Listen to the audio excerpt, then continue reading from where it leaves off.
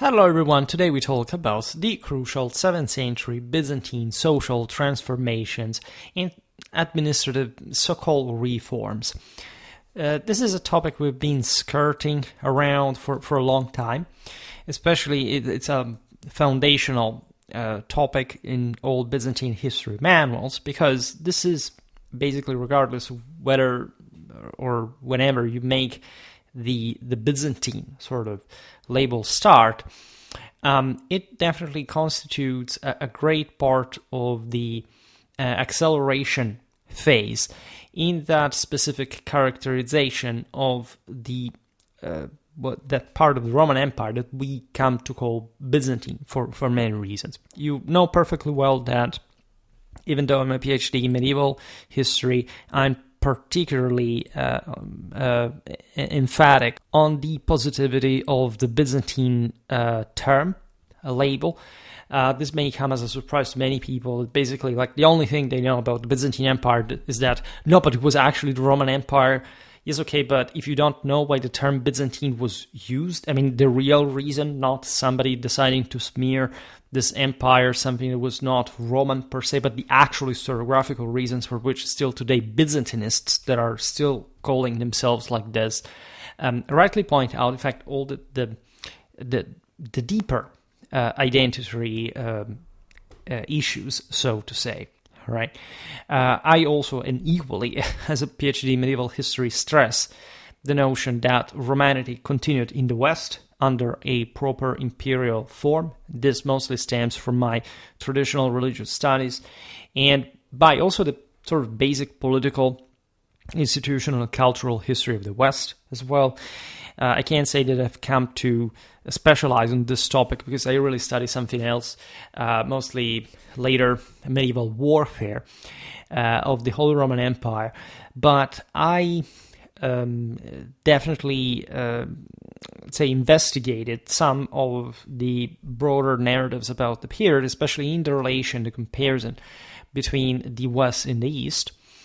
And I tend to explain, in fact, all these changes in that within that spectrum, so to say, not just the Byzantine Empire as itself, as sadly enough I've discovered after several years of YouTubing, so to say, about mostly medieval history, that most people conceive not just the Byzantine Empire, most polities.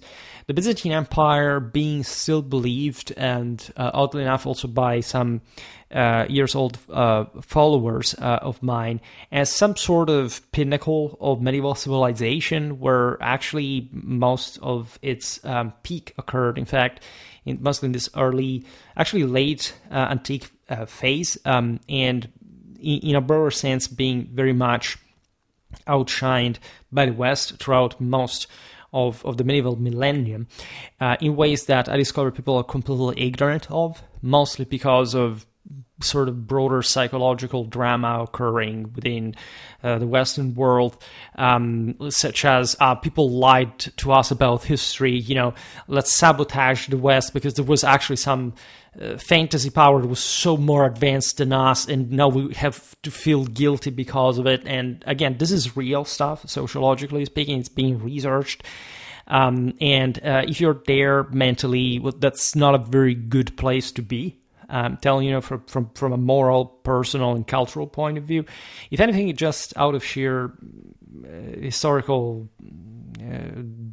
standards, right? Not because, say, a person that just focuses on any single thing in any field without understanding the rest very much, but in this sense, just deciding that there is a special superpower on their own, without actually measuring it with anything happening around, cannot come to understand, by definition, what that very power actually was. This is how, unfortunately, also most people think of their own country, especially in certain parts of Europe, without knowing literally anything, not just about the rest, but intrinsically their own culture. And this is something that and very much their national identity, history, whatever. Like literally, they do not know that because their family does not know anything about that. Their school doesn't teach anything about that. Universities don't either, and or they do it in very scattered ways that basically are not manufactured to properly teach that. It's a huge issue. We will have to come to that from an academic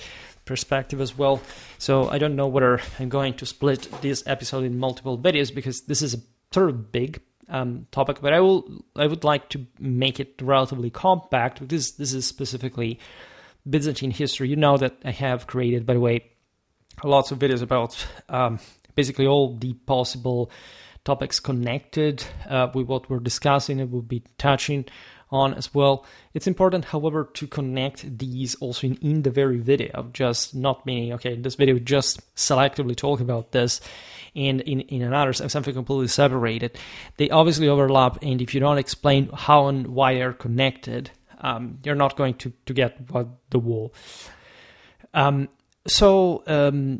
It's also, as I was saying at the very beginning, really arbitrary how you want to define this. Even though I use the term Byzantine, again, I'm not the one who says, okay, this empire was not Roman, or we're not essentially the continuation of what had been, especially the late antique state and whatever. I made plenty of videos. I normally start by pure Byzantium to consider Constantine's reign and sort of the redrawing of the eastern half of the empire's policy, institution, administration, the actual foundation of what we call Byzantine. So to me, let's say it's not much just about specific steps. We're very important in defining the Byzantine world. You can look at the Theodosian era, you can look at the Justinian era, you can look at the Heraclian era. I just recently made a video about Heraclius, which is just some months ago, and I will try to skip also other historiographical interpretations because, again, whether you choose to define what is Byzantine fundamentally or not does not actually per se describe what was happening at the time, which is more important than anything.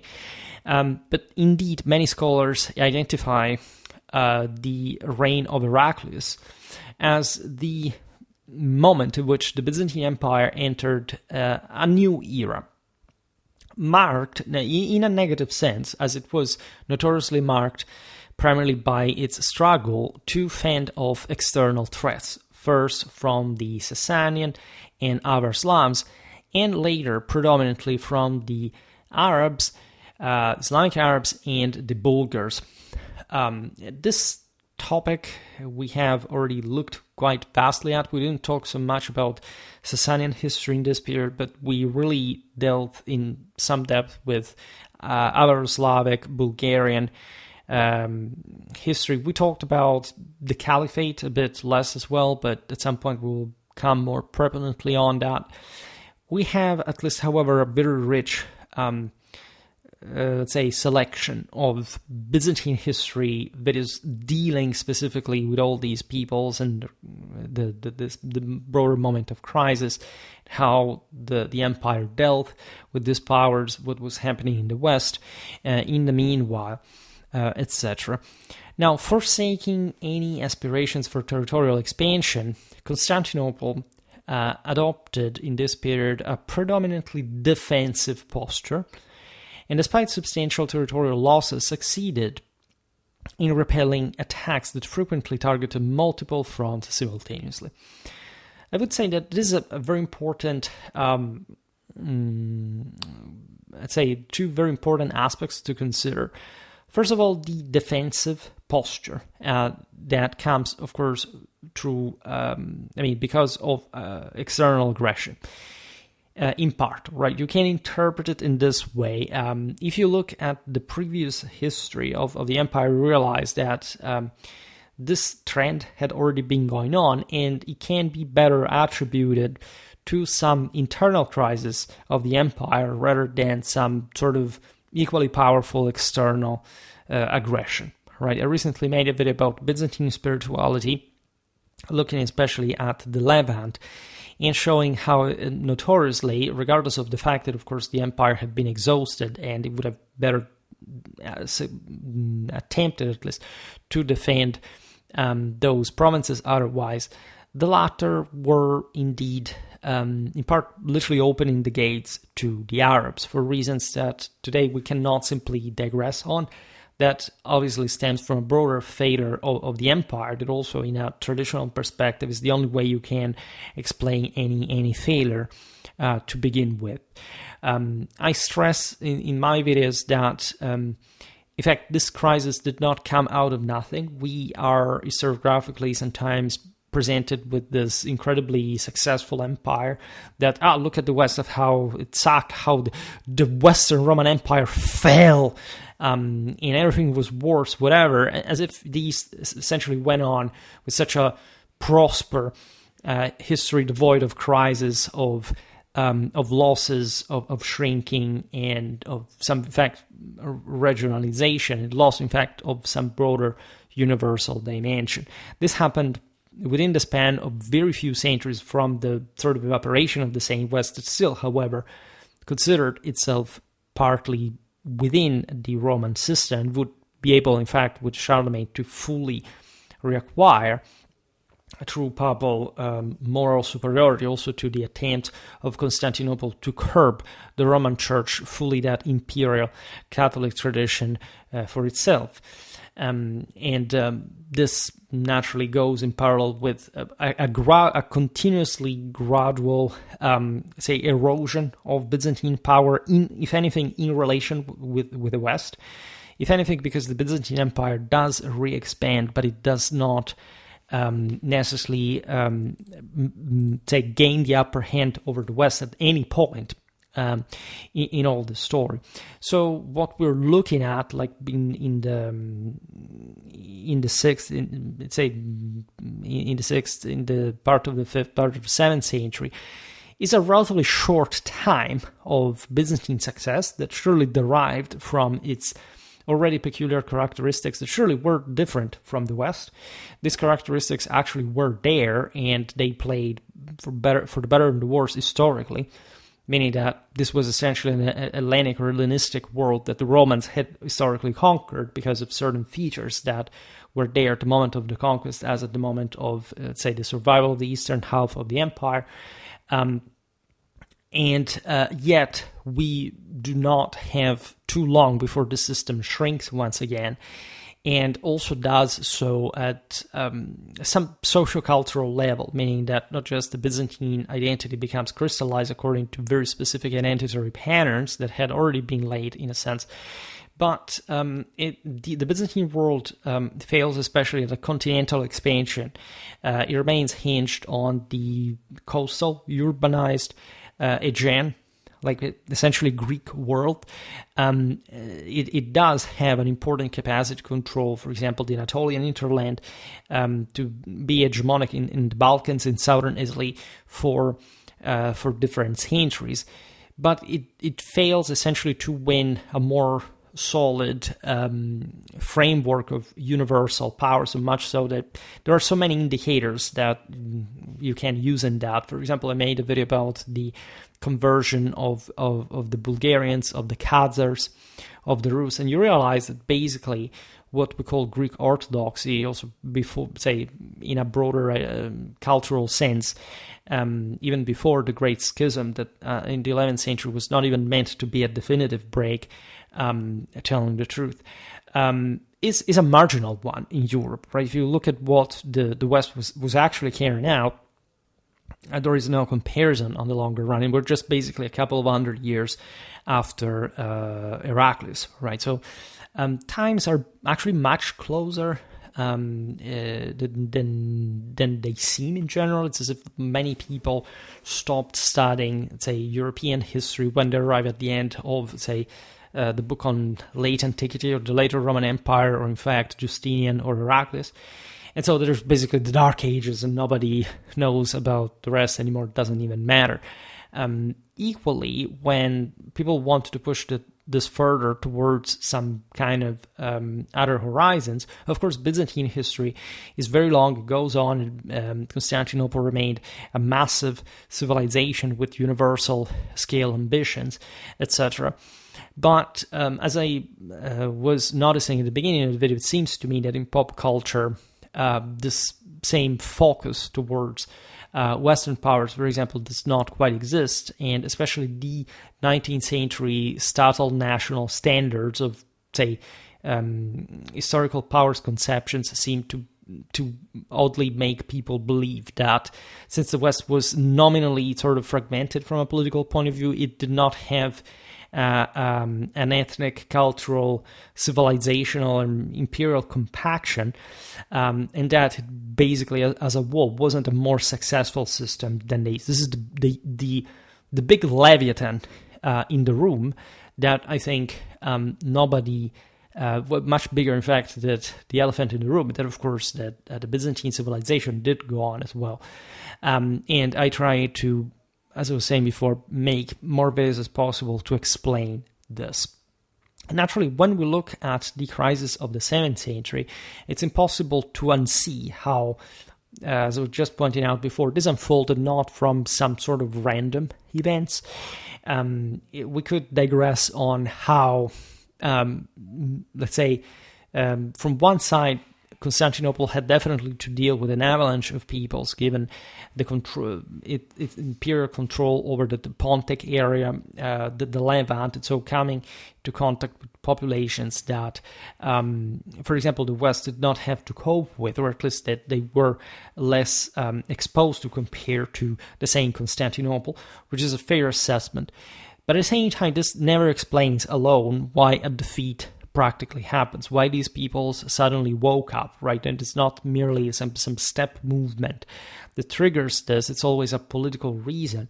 And even the capacity to defend depends on that, because you can look at the loss of the Levant and also looking at some of the most advanced areas, say overall in the world, literally switching side, as you can see, it is the same resilience of the hardcore of Byzantine power in these very centuries, which is essentially what we're going to look at today. Sasanians, Avars and Slavs, Arabs and Bulgars all came from fairly different backgrounds, and or they interacted with the Byzantine Empire in different ways. But they were also difficult to simply dislodge. And so if you consider what kind of leverage, say, the Justinian Empire, for example, had being capable of reconquering different parts of the West, or even, say, the Heraclian world had managed to knock out the same Sasanian Empire, or at least managing to make it collapse, to fragment Persia into smaller potentates, which was not the first time that the Romans had achieved, that had succeeded in doing.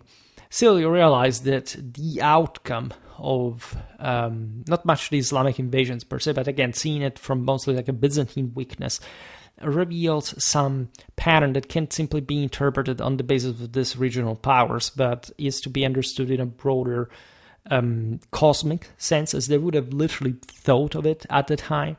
And it has to do with the exhaustion of the great classical civilization all across the world. Right, this is happening in China, it's happening in India, it's happening in Europe, and it definitely has a universal meaning that does not, in fact, leave room for something equally sort of robust. In fact, even if the Muslims are the great winners in this time, you realize that their caliphate, in terms of political compaction, was an illusion, that they fragmented as quickly as they had expanded. And even though they controlled very advanced areas that were so in virtue of the Roman and Sasanian legacy, but mostly the first one, they still did so with capacities that at most are comparable with the same Byzantine ones that remained, however, the most advanced in hindsight compared to them.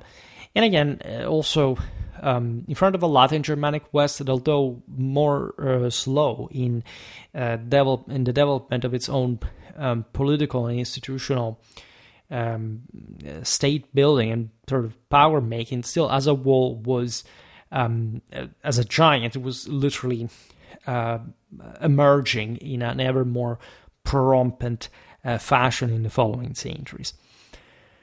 The other aspect that we look at is, in fact, the resilience of Byzantine civilization. As we just seen, say, you must pose yourself the question, why was the East lost as much as how was essentially the Aegean region and its predominance at the end of the day in the surroundings maintained? All right, because this is not obvious at all.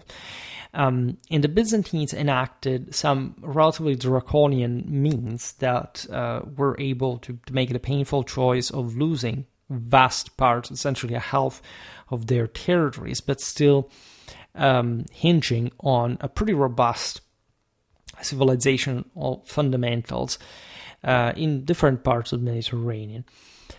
During this period, significant reforms to both central and provincial administration were launched, fundamentally reshaping the state system inherited from the older, like the ancient empire.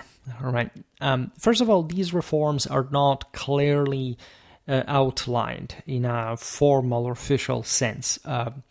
Historiography simplifies this. The reform of the themes, for example, as we will see now, is something much more gradual and in part already, say, reflecting the already existing administrative structures through which the empire had been ruled.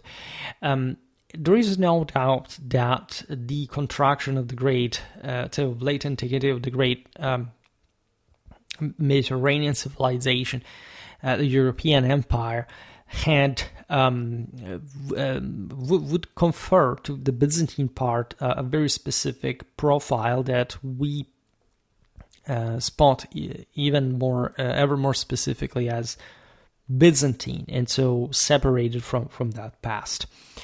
As I said before, when to make Byzantine history start is purely arbitrary. To me, it's mostly like a broader civilizational and cultural sense. It's also political in many ways, because different centers of power do matter, and they are the ones that lead the same forces that are capable of maintaining this vast dominions over equally vast territories.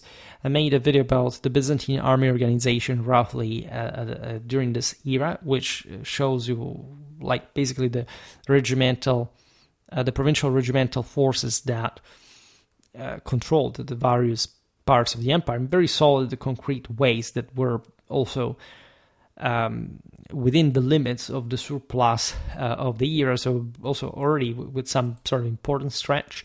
Society changes all throughout.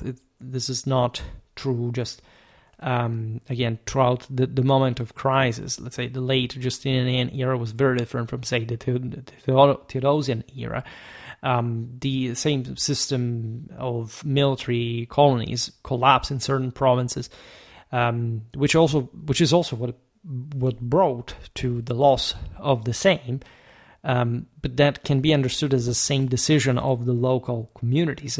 It can be argued that social changes were radical in some ways, but some of the foundations of Byzantine identity had already been set. For example, this disproportionate amount of wealth concentrated in fewer hands, which was also in turn a trend that continued since antiquity.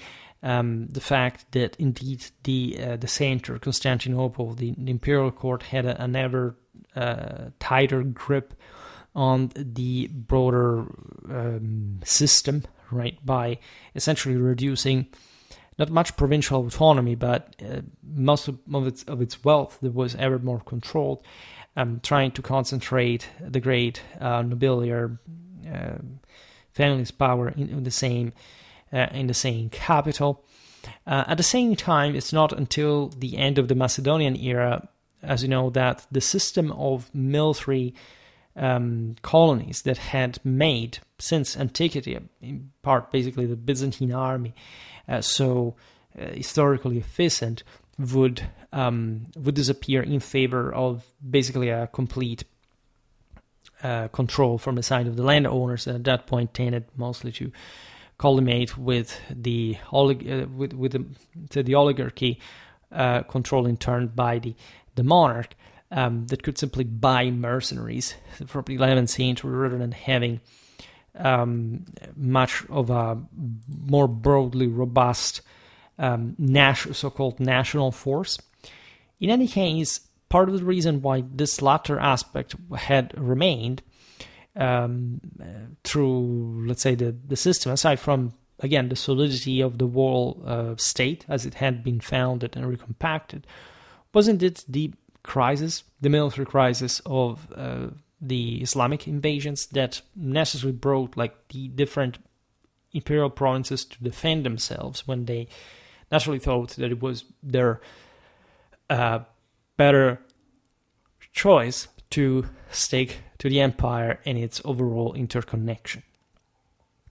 We will see now by which degree of autonomy, because the Byzantine Empire was not uniformly, let's say, compact, identity wise. Again, there was mostly an Aegean dimension, and then there are others that can be also connected to some broader, for example, Hellenic colonization in classical antiquity, but that shouldn't be actually exaggerated and in fact are not really a thing historically. All right. So a notable trait of this era was a significant cultural decline as well. There was no doubt that there was a massive crisis in this Mediterranean empire. Late antiquity had survived basically across all the Mediterranean, although by different degrees still, because this was the most advanced part of the surrounding regions, right? This is something that is often forgotten for the West as well. Southern Europe, also in the West, was disproportionately more advanced than the North. And much of the same Latin Germanic system that we described was, in fact, successfully consolidating in the wake of that Western imperial tradition. It's therefore evident that even though the system had been shrinking from quite a while, what you see in the East somehow looks similar to what would happen in the West, or at least there is also a divide between East and West. We discuss this very often. There is a broader notion, let's say, that the East would have been more advanced in a broader socio-economical sense, which is in some terms true, but doesn't necessarily hold in front of some general level of, for example, urbanization, urban density, or certain specific level of social autonomy. It really depends on which regions we're looking at. For example, the Levantine provinces that gave way to the Arabs, although sort of a seat of millenary civilizations historically, were definitely not displaying that level of imperial power that the Aegean world could, for example, exercise on them. If anything, they felt more like subjects who wanted to move away, and they didn't have much of a strong, military bulk to defend themselves. They had already passed, before the Islamic conquest, also to the Sasanian dominations with relative ease. So they're really different peoples. They have different ethos from, say, the medieval Greek world, for example. That is also the one, in fact, that sticks to its Constantinopolitan center. All right, Greek with some approximation, of course, because there are other peoples in the system that are Byzantine, also pretty close to the same Constantinople. In fact, Anatolia will remain some sort of also the military backbone of the empire until the 11th century itself. Would gradually at least shift toward that direction. It's obvious that in the moment in which the system is lost, there is it's not simply like the win of the others and a general improvement from the other side. The Islamic invasions also did, if anything, spread because of a also a progressed decline that you can see within the same Byzantine society. It was becoming ever more sclerotic, oligarchic, authoritarian, dirigistic. So there is no doubt that some Muslim regions with great capitals like Damascus, Baghdad, Cordoba, etc., would be great centers of power. Also, in the wake, of course, it's mostly of the, as we said before, the Roman or the Persian tradition and sort of regional pools, right? But the system had been particularly eroded, right? We tend to select too much out, especially from a Western perspective, the fact that the East, again, survived, and overly focus on why this happened or why this was allegedly better for them, without recognizing the greater shrinking of Eurasian civilization that affected every single people involved. All right, the Germans, the Romans, the Arabs. Things were not particularly good for any of these, and even though, of course, the Mediterranean remained much more advanced than its fringe, and so you can look at the so-called Golden Age of Islam as a moment of relative advancement, and you can again make the consideration that the Byzantine Empire maintained some political unity in all this, while the West was mostly in this sort of pluri-power, so still of an important original basis divided. You should be able to look beyond not much the political aspect that is important, but being able to, if anything, to contextualize it in a broader spectrum where there is not really just one system that has the magic formula to be inherently or dramatically superior to the other or not. This is a moment of great generalized crisis, and similar things are happening across the system. Naturally, there is a moral dimension that matters. Politics, culture, religion are all blended into that. And so there are some systems that eventually will reboot in a sort of more successful ways, and others that also will have been considered, for example, just like in part the same Byzantine Empire or the Islamic powers, as some sort of relics of late antiquity that, however, failed on the longer run in the High Middle Ages to compete with the newer system that the Latin Germanic world had engineered and was now spreading pretty far and wide all across Europe and the Mediterranean by those centers. Naturally, this happened half of a millennium later, the events that we are discussing, but it's important to understand the massive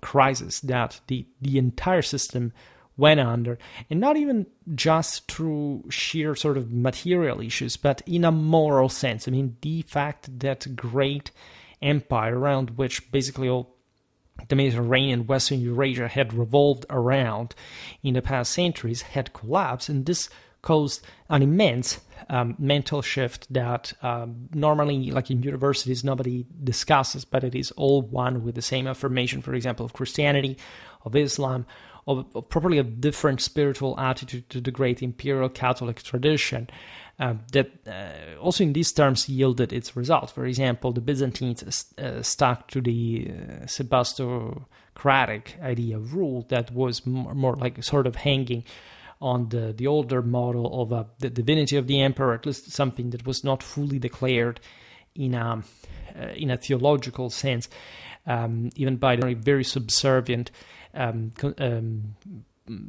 patriarchate of Constantinople. But that was, for example, felt in much more lively and reinvigorating ways in the West. The Muslims themselves thought of something similar, but they put an extra layer, sort of a subjection to the divinity. They sort of eliminated some crucial, say, traditional aspects, such as the Trinitarian one, as the product literally of a degenerated was trying, with which the word strife was trying to cope with at the time. So certain aspects were successful, open to some important success. Others, however, undermined the same success on the longer, sometimes also the medium short run. The material side of the story is equally important. There is no doubt that the early Middle Ages is characterized by an important material poverty. It's not like the dimension or availability. Resources were in theory just always there, and regardless of any possible change that could have occurred, say, environmental sense, humans know how to politically mess up things much better than any other factor can. And so we must mostly resume a moral, spiritual, religious history to understand what had been going on, also throughout the same classical antiquity at a point. As far as the Byzantines specifically are concerned, it's siege. This aspect, again, was not easy. If you think about it, the same Ottoman Empire later on, it was basically hinged on the same identical regional dimension, Rumelia and Anatolia, was often at war on different fronts. And this naturally sucked dry lots of resources in different areas. War is incredibly disruptive. During quite intense confrontations, any winners of any kind, because the system really gets destroyed much more easily than it can be put back together. Obviously, the wars between the Byzantines and the Sasanians are quite eloquent. Constantinople manages to crush Persia, and again to fracture it yet again, as it had occurred at different times in history. But even that, like, if it hadn't been for these Islamic invasions, or actually in part also because of that, because there was historically yet another Persian power re-emerging, of course this would have, on the longer run, reactivated some further clashes, would have simply not ended there. The Sasanian Empire was destroyed in as much as the system went under a very similar collapse and exhaustion. Persia was the weaker power in all of this, and in fact, not even for the Sasanians, we have to think that this was the solidly gigantic empire that could simply sort of take out the same Byzantine ones. I mean, they came close to do so, but in so many ways, because these were pretty nasty shots tried at properly taking out Constantinople, it was a bit like the center of gravity of this all. But it's not like the Persian monarchy had ever had per se much of a greater stability compared to the Byzantine fundamentals, even if we talk about, again, the Balkans and Anatolia alone. All right, also because much of the system, again, was hinged on an even more internal core of the system. Peoples like the Avars, the Slavs, the Bulgars are coming from, as you know, like some broader from Central Eastern European to even Central Asian origin. They're definitely not faring well on their own. These are the last arrived of basically at the end, for example, from a Western perspective, of the migration era that in part just invests Germany, that is the last sort of a Central European country, as opposed to a Western one, like suffering of the, for example, of the Avar invasions, much as it had suffered of the Hunnic ones and later of the Magyar ones. So it's a bit of a different world on its own. But for example, these peoples do not have the capacity to harass the West like the Huns had done.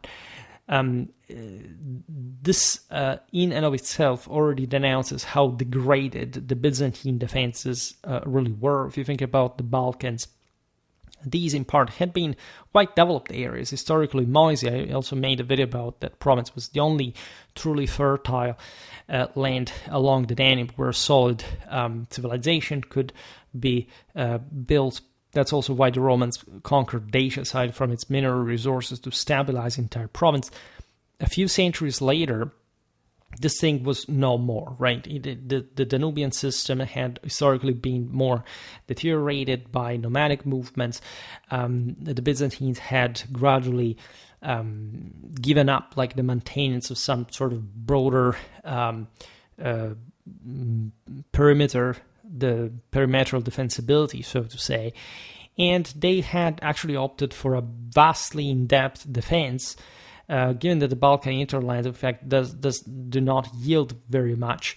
They can be by themselves already some important defense for the Aegean valleys. And it's mostly some garrisons, some castles, and is more importantly the cities at the end of the valleys on the Aegean itself that will defend like this Byzantine system. Again, that's as I was saying before, like if you make a comparison with the West, it maintained a strictly continental dominion over vast areas like, say, I don't know, Gaul or Italy or Spain. And even Britain, because they followed the pattern of Romanization of these areas, as they had also been further Germanized. The Byzantine Empire simply shrank to its core that was admittedly very, very solid in the specific hinges. Again, the coastal cities of the Aegean, their maritime interconnection, and their historical cohesion on the basis especially of an Hellenic culture and identity. And they, from this base, they managed to basically reclaim much of the surroundings in terms of sheer hegemony, of deterrence, given that, first of all, the valleys were dependent on the same river mouths for the export of the interland products, so that the Byzantines would control that. And the system would thus later on not just resist, but also re-expand down the line on the same basis. All right. Surely a much different picture from the historical one of, again, a compact empire where there were cities and free people everywhere.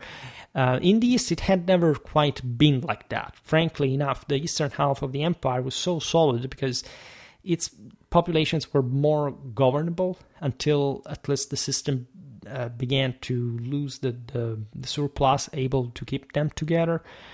And they were also very different from one another, right? For example, the West was much more ethnically simple than the East.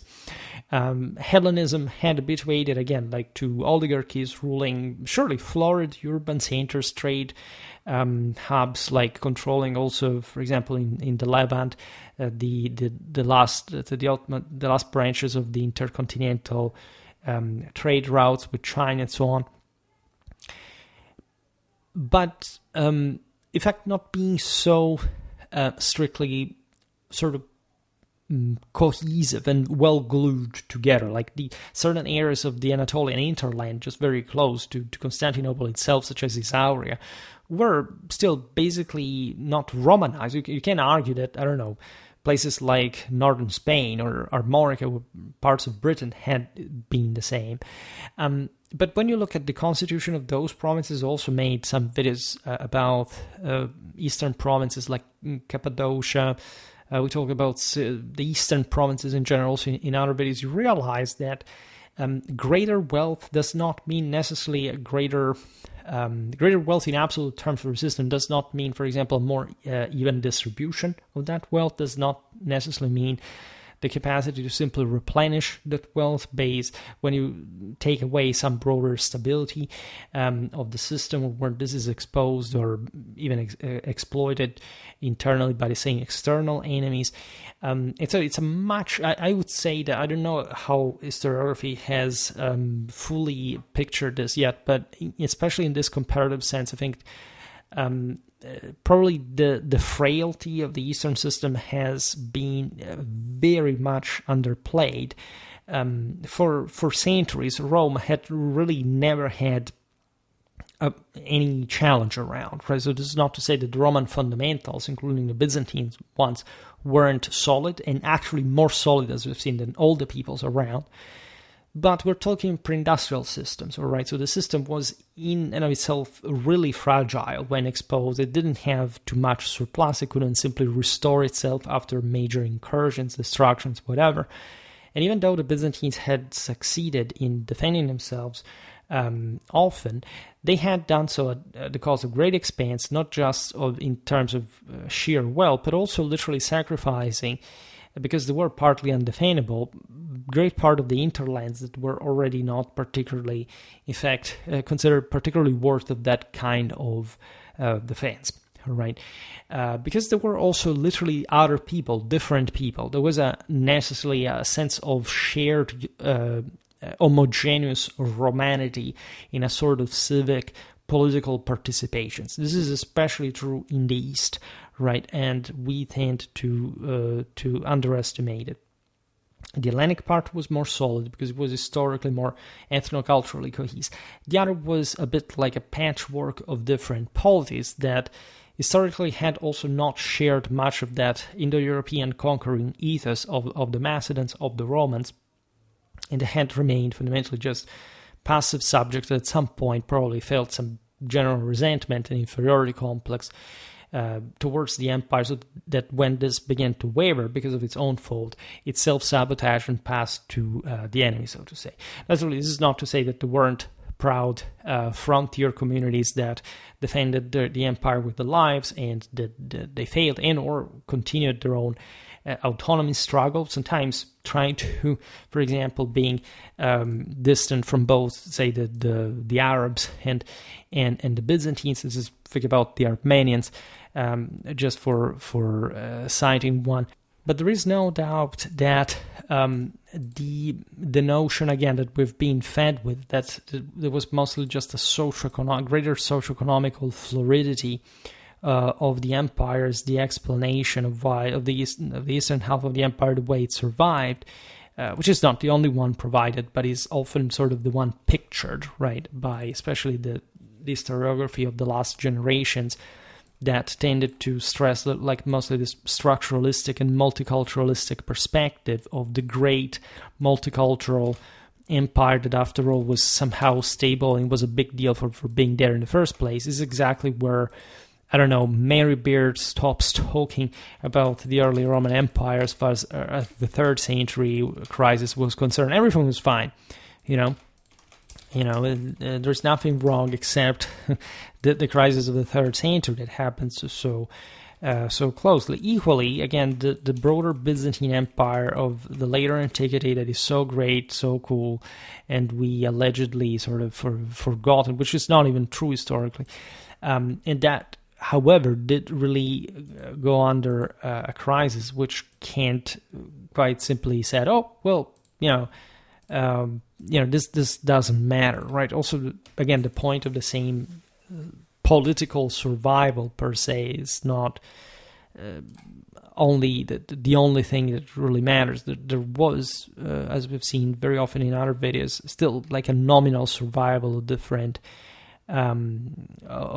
proportions.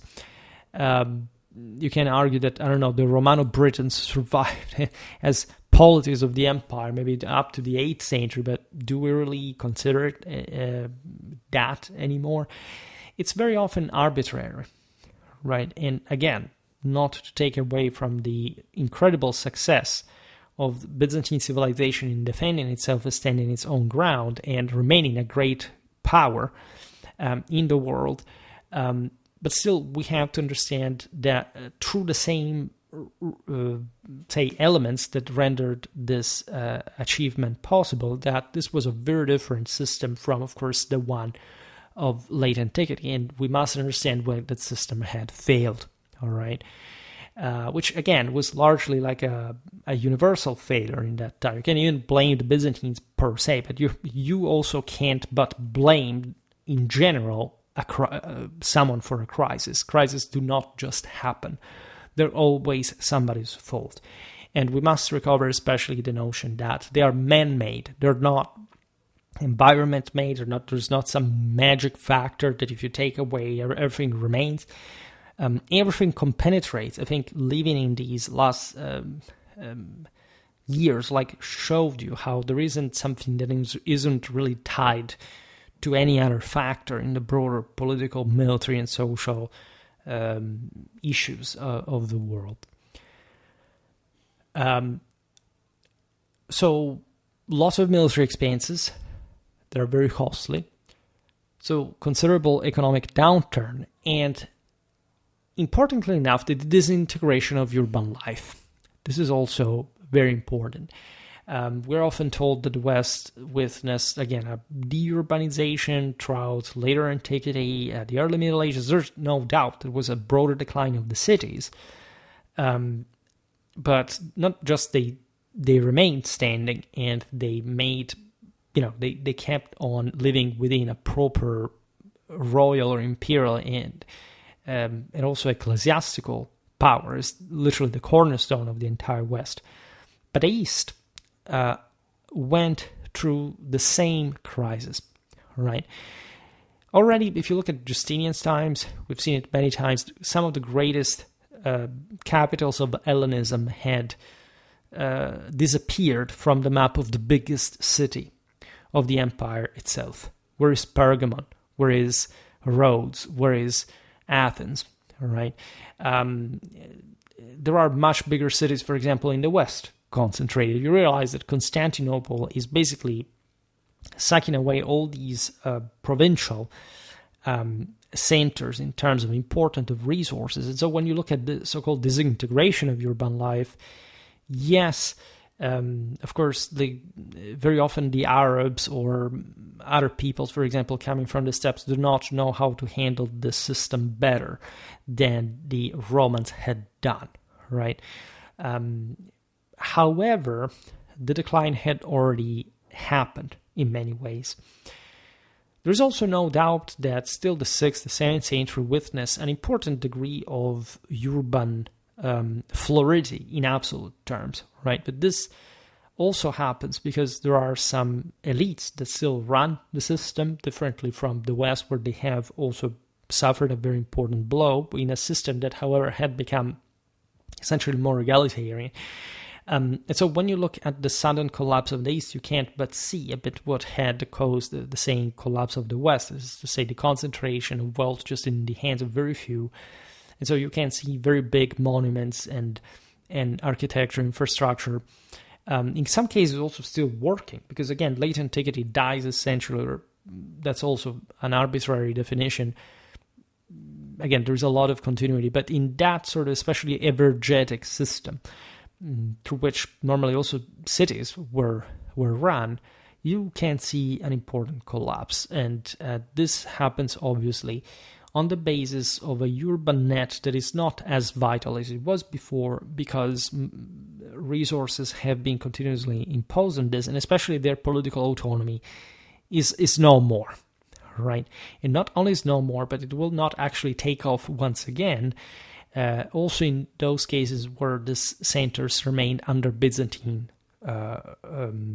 control.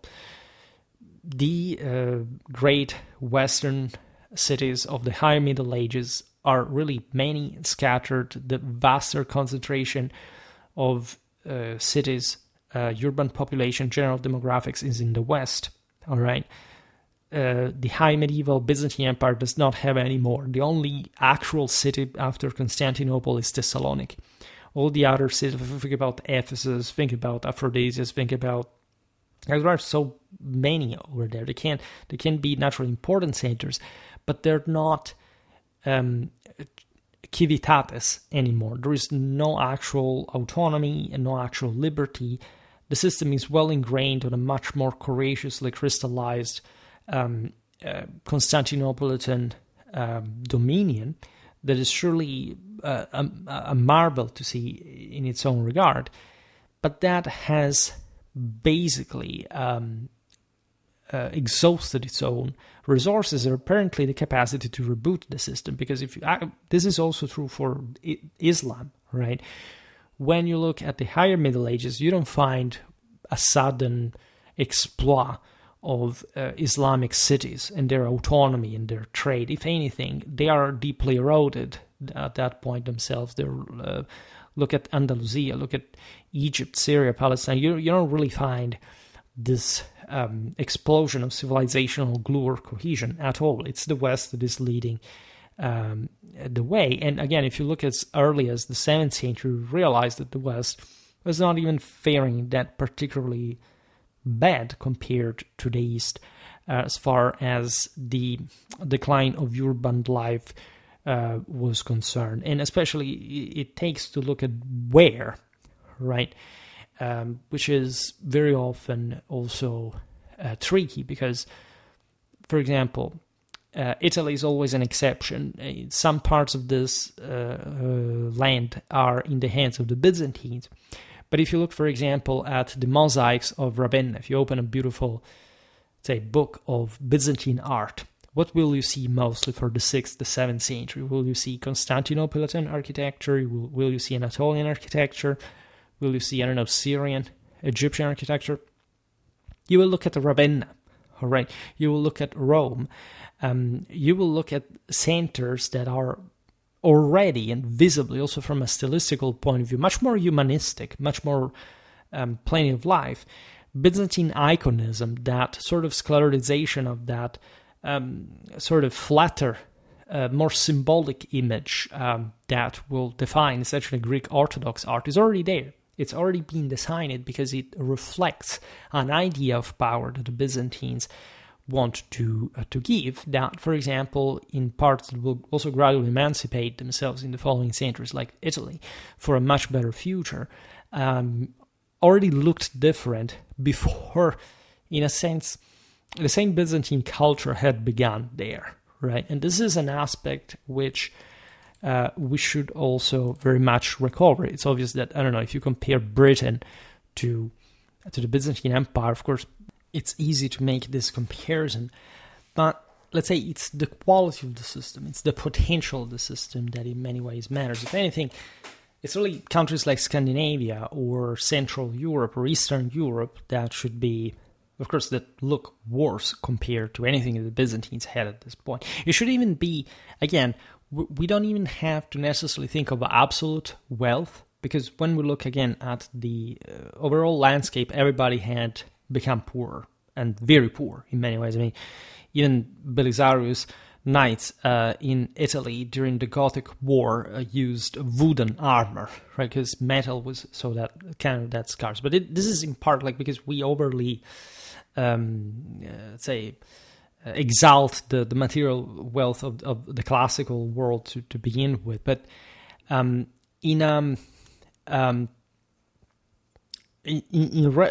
example, in absolute terms, the crops yield was not very low in the Byzantine Empire. That's not even how you measure the actual wealth of the system. It's how you spend. It's what kind of enemies you have. Again, so everything is also fairly standard. There isn't a radical difference by scale from a modern perspective between, I don't know, the Byzantine Empire production system and the West or the Caliphate, right? They're all pretty similar to one another at the end of the day. But it's the way you sort of put the elements of the system within that can yield in the longer run more or less compared to one another, conferring an edge that by those time standards would really turn into an actual civilizational collapse. Again, when you look at the 13th century, the Westerners have taken over the empire. They have hegemonized the Mediterranean. Even if they have abandoned the Ottoman states because of Islamic pressure, they say it's not like the Islamic world is not dependent on European economy, for example. It was more advanced than Europeans. So absolutely not, right?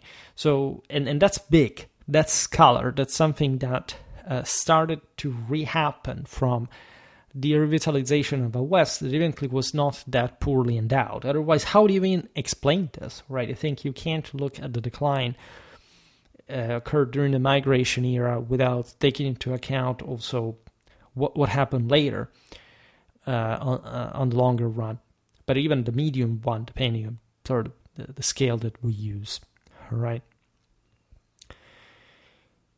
why is that we think of this moment sometimes like as the proper definition of the Byzantine identity in a deeper sense? Well, of course, there was a widespread embrace of Eastern customs and mindsets in the moment in which, first of all, the empire shrinks literally to by a half, and on the basis of an ethnically or tendentially ethnically homogeneous area, such as the Aegean one. This was historically a Greek-dominated, speaking sort of cultured world. It's not a coincidence, right? It's not like you can say these were classical Hellenic people just per se, but at large, like the genetic continuity was basically the same. The cultural background was the thing that had changed the most, but it had remained quite prepotently. Actually, the same Constantinian system had reinvigorated a more Hellenic basis of evidently a system that required it, because it's not like Constantine was a Greek, right?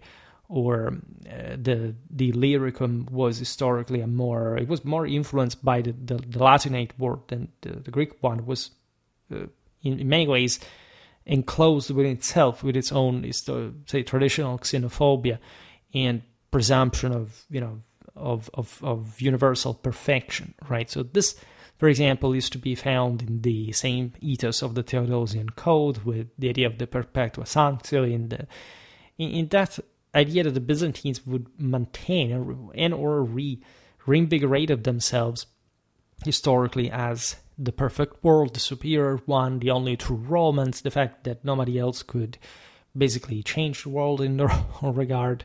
There's a beautiful correspondence between the Byzantine, this is from much later times in the 15th century, when the Byzantine corresponded with the Ruthenian principalities, and basically they were about to fall in the hands of the Turks. And the Byzantines said, well, basically the world will end, well, Constantinople will fall. And the Ruthenians said, yeah, okay, but let's say that, it doesn't end. What do we do later? Like, we have to organize this. Like, so it's very interesting in this way, because again, it had been a very powerful glue. It is what had kept the empire together in many ways. But it ended up being, as always, like it's a double-edged sword, and definitely a mechanism of potential stagnation. Also, in times of crisis, there is indeed some sort of less liberal mindset. When you think about, for example, the Justinian crackdown on the Athenian school of philosophy, on Jewish rights, on all the set of like a dogmatization of the system to an extent, you realize that the necessity of consolidating the system on a more conservative and traditional basis was very strongly inspired by the same inhabitants of the empire. I mean, the fact that the empire became so more monarchic and oligarchically oriented surely happened, as it happens in every other time, when the people is broken for some reason and accepts protection from the side of these greater lords in exchange for essentially part of their own personal liberty, which is exactly what goes on, in spite of the fact that, again, some features of the late antique system, especially the military colonies, etc., remained. If anything, also because of sheer necessity. I mean, if you were part of a province on the frontier that had remained relatively cut off from the empire, but your bet was fundamentally with the same imperial horse, you had to roll up your sleeves and do something about that. Right? So that autonomy was not much of a gift from the center. If anything, the lack of the capacity of the center to control you. And so you were allowed for some autonomy. And there are some coming backs, for example. Notoriously, the iconoclasm is a phase of attempt to reacquire control on the frontier, right? On some areas that in part had remained more rich. This is especially the case in southern Italy or places like even Epirus. Even though the motivations there are also deeper often. There is no doubt, however, that at this point Byzantine society moved away from late antiquity in turn. It's again very very arbitrary to consider what is actually late antique and when it ends. So I will try not to stress too many of these differences, because it's about whether you see the glass half empty or half full, rather than something really measurable. There are some standards, of course, you can calculate, but at large, you see there is less literary activity, there is less wealth around. So you realize that that's a moment of contraction, a moment where, properly from a psychological point of view, there is less propositivity, there is less autonomy, there is less capacity even for wanting anything like that in your own world. So it really depends on what you're looking at. But this system overall, if you can feel the pulse of looking at the broader picture, you would understand in a deeper sense. It's wrong to, by the way, presume that there was a natural historical mechanism in this. Like, nothing out of this change was truly unavoidable, or let's say it was part surely of much bigger dynamic, but there is no such thing like a naturalistic narrative adaptable to a system. We know physically that, of course, nothing, if there is entropy, nothing rests together for too long. If anything, that requires a cost that, if you can't pay for, like, will make you give away pieces. But polities are not biological organisms, right? And so actually what we see in the case of the Byzantine Empire is in fact a continuous redefinition, and or at least a continuous struggle for survival, for resting on its feet. There are more or less dramatic moments historically. This was naturally a very harsh one, but let's say during the Macedonian era, the empire came back strongly in force. It wasn't immediately threatened as it had been in the previous centuries. It would be later, also in more disastrous ways, right?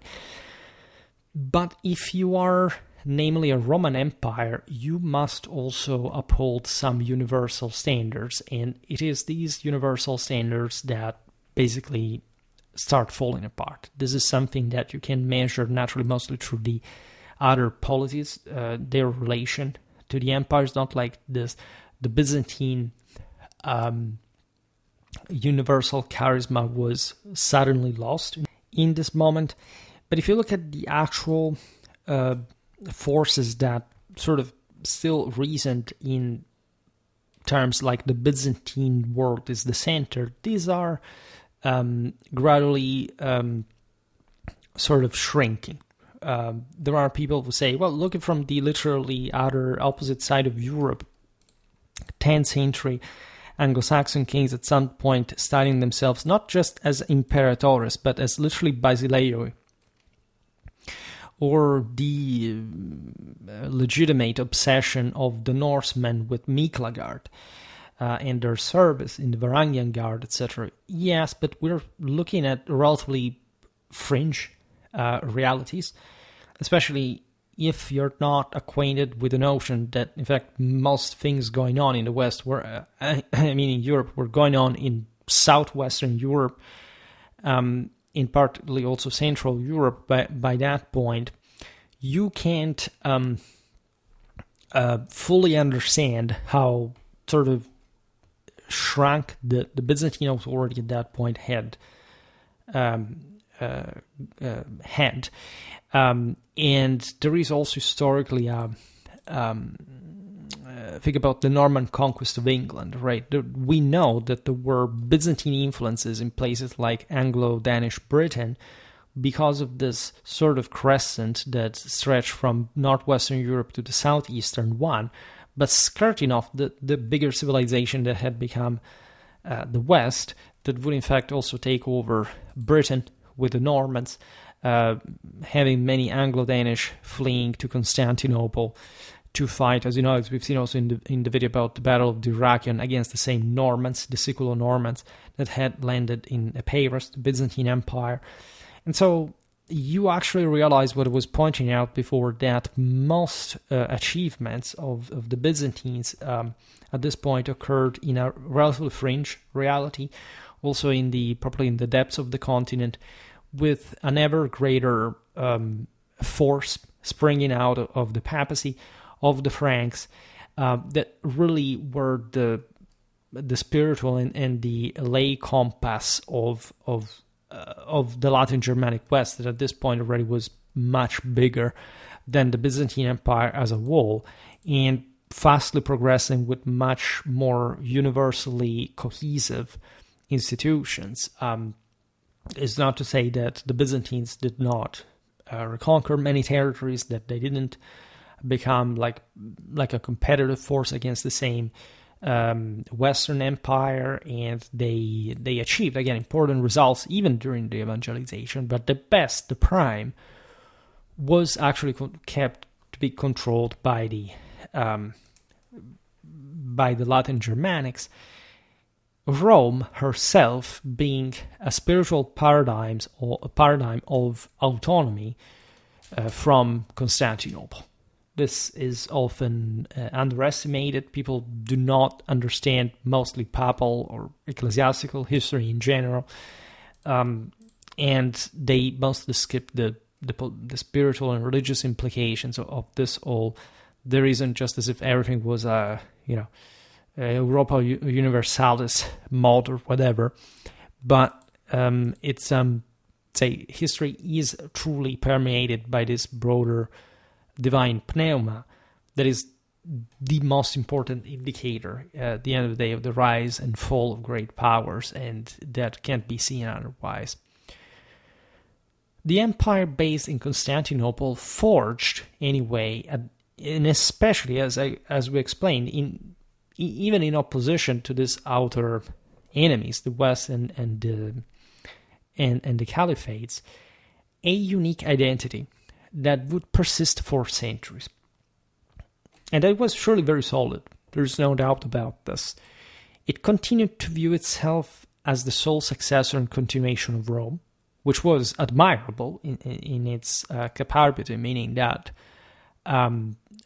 Constantinople carried forward its universalist ambitions. They were not over with it. They rightfully thought that, especially during the Macedonian revival, where the empire really came to be very like a powerhouse of military capacity, they had a legitimate claim to the uniqueness of Roman legacy and identity, and they had truly just believed to be the same Romans, and they had always been calling themselves in this way.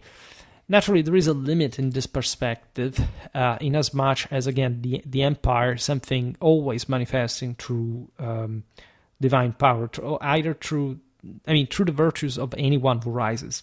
Right? The West had reestablished its own Roman Empire.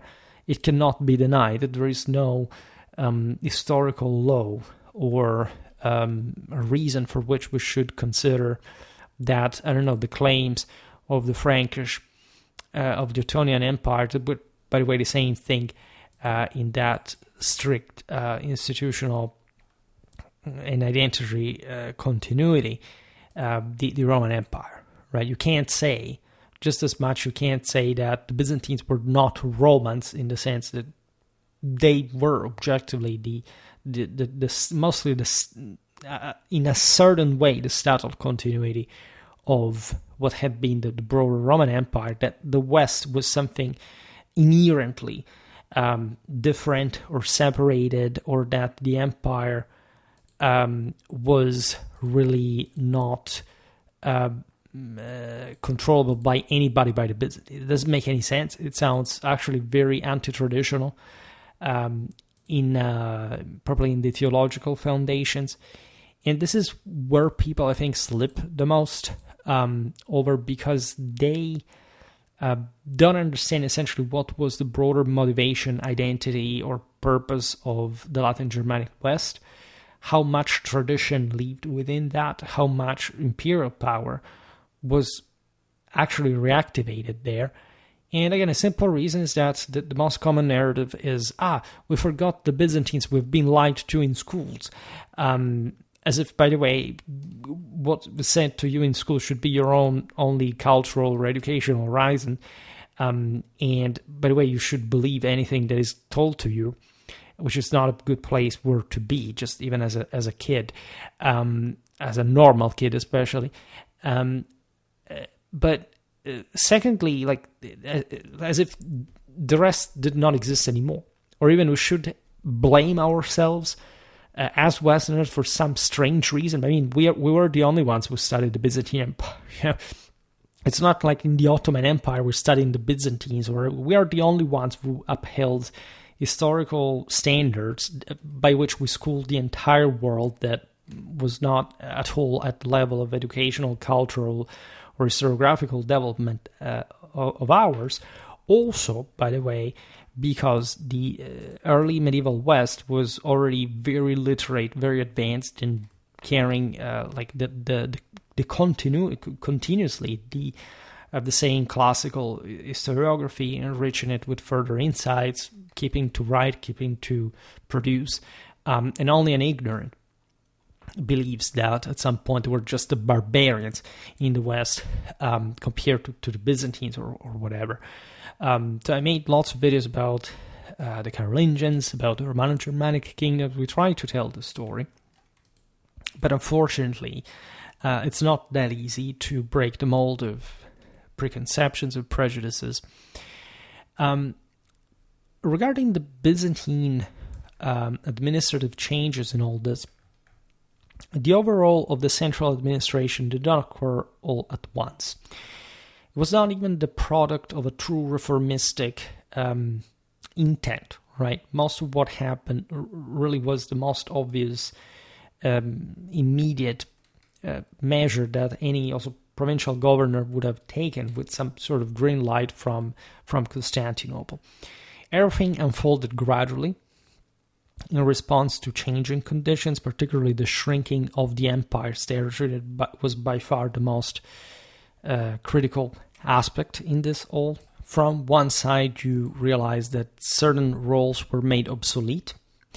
There was an obvious as immediate overlap of military authority with civilian governance because, again, most of the crises required a much greater unity of control. You know that besides the divide between the two things had happened in late antiquity, meaning that the originary Roman magistracies, historically in a moment, if anything, of expansion rather than defense, had been won, right? The leaders of Rome were provided with the imperium as if they had been also in the hands of priestly power. Now, in moments of crisis, in fact, there had to be a coming back to part of that kind of leadership and unity. Naturally, the times were all different. Again, the relation with Christianity could not simply bring to a coming back in that regard. This was merely a very concrete political and strategic need in the moment. The general shrinking of the system, even just in terms of surplus, had rendered certain tasks, certain administrative figures, certain statal offices redundant. Simply was no mean to make that work.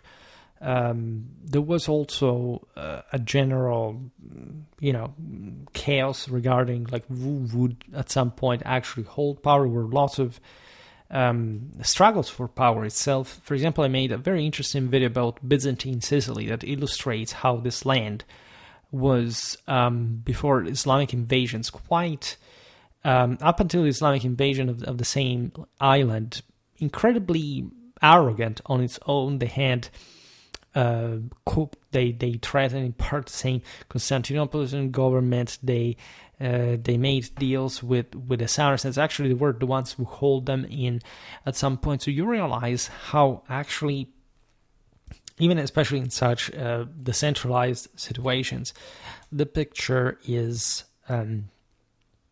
different from the idea of a solid homogeneous empire that simply maintained the same statal system as before, right? Because if you think about the Byzantines, by approximation, you think as that legacy of continuity, but we often forget how different, again, the various chunks of the empire actually were. And this is an extreme case because naturally Sicily was not Greece, it was particularly decentralized. It was also an island on its own, so it had some level of autonomy that other lands could not really have by themselves. It was very rich and advanced. But it's not how you would imagine the typical Byzantine Empire, and yet it constituted an important chunk of the same. As you know, at some point during the 7th century, emperors transferred their residence, their court, to the same Syracuse to better check the Saracen threat. And so, indeed, this system is part of the bigger Byzantine world, which is, again, truly in many ways universal because, for example, the Byzantines have a very strong naval power. They're the strongest Christian naval power. The Saracens are more widespread in a sense, but they also do not have more cohesive naval power navy. Like I made a video about, by the way, the Byzantine military tactics. We've seen like the Byzantine navy, regardless of its important capacities, was not always victorious. There isn't this. We've seen it also in the video about liquid or sea fire, that again, the myth of overly smart Byzantine world that always wins because of their wicked sort of ingenuity. It's a bit of a meme, right, of how also we thought the Byzantines, sometimes also in negative terms, by the way. So it's interesting to look at every single provincial reality different. Meaningful enough, the key offices of the late antiquity eventually vanished, with their duties redistributed across various new positions bearing entirely different titles, for example, some of which evolved from existing departments already in place. The most significant loss was the prefecture of the praetorium, that had been quite really important in provincial rule historically. This disintegrated in the 7th century. Its financial functions were reassigned to new officials known as logothetes.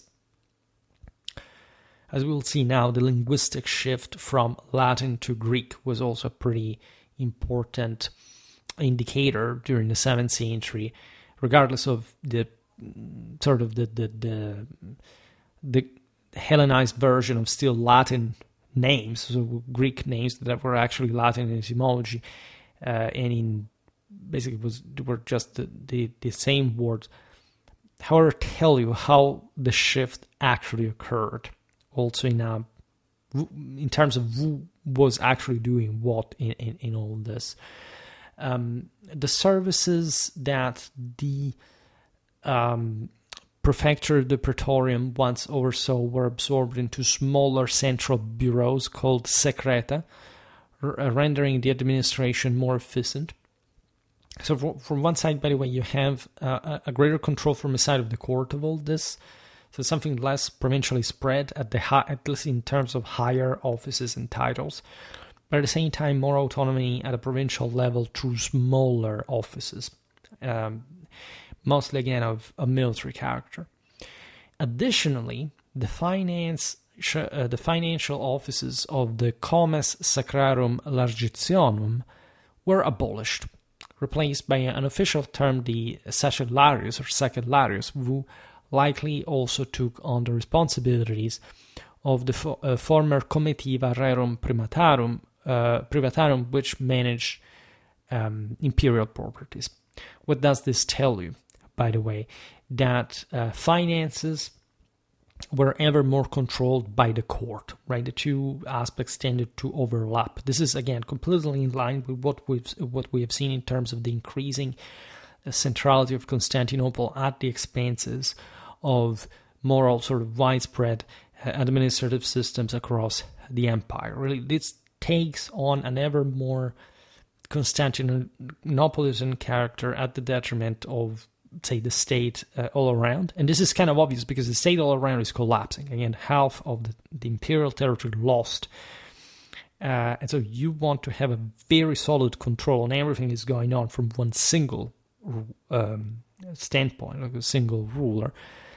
A similar fate befell to the office of Magister Officiorum, whose broad duties were split among multiple offices, with the chief among them led by the logothet of the Dromos, tasked with overseeing the postal service and receiving foreign embassies. All right. Again, it would be very long to make a story of all these kind of offices because they changed function and name over time. It's not sometimes even particularly clear what happened in between particular eras of Byzantine history to some offices, whether they existed still or not, how they had changed, etc. There were some offices that came to control things that had literally nothing to do even remotely with the original one. Right? This is really typical of the reorganization of the Byzantine honors that, by the way, later were also described, as you know, in famous imperial, in fact, courtly encyclopedical descriptions of the same universe that the empire was to ideally constitute, right?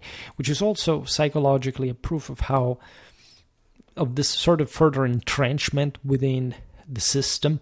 One owns culture from the Byzantine side, so the power of tradition, the power of continuity, but as a form of defense, right, where the initiative is actually in somebody else's hands, where at least there are other peoples out there that are challenging your universal identity that you, in theory, still claim to have.